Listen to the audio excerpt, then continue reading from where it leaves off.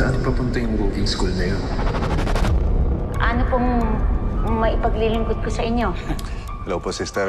Pasensya na kayo sa bahala, ha? Pero kasi I'm looking for a man who is a wanted criminal. Armed and dangerous po siya. Baka po kilala niyo. Si Mateo De Jesus.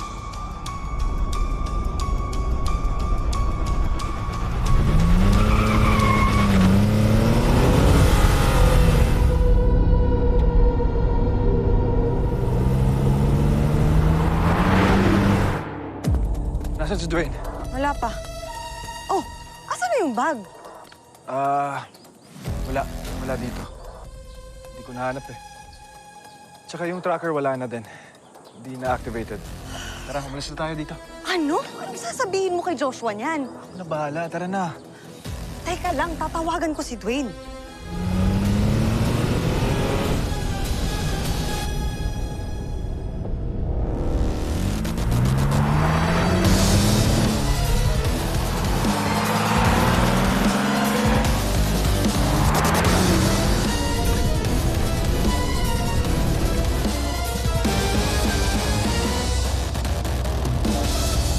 Sis, bilisan mo!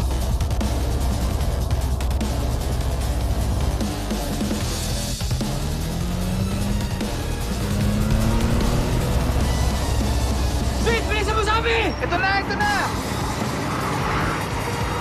Teo, ba't naman nagmamadali? Sa sister, mamaya ko na ipapaliwanag! Sis, bilisan mo! Oo!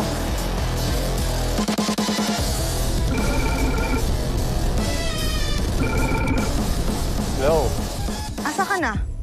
Ikaw ang nasaan? Kasama mo lalaki mo? Tumigil ka nga, trabaho to. Nalocate ni Aaron yung bag dahil dito sa area na to huling na-activate yung tracker sa loob nun. Kaya pumunta ka na dito. Ano ba? Aaron! Dwayne, saan ka? Yan ang technique. Hanep. Ano, hero ka na? Nakuha mo na yung black box.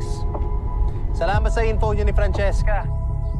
Diyan niyo pala na-locate yung tracker niyo. Kung saan huling nakita yung roving school.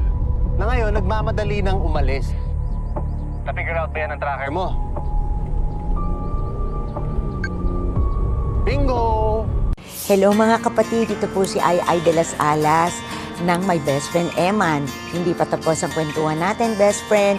I-click mo na ang next video at panoorin mo pa ang kwento ni Mateo at mag-subscribe sa TV5 YouTube channel.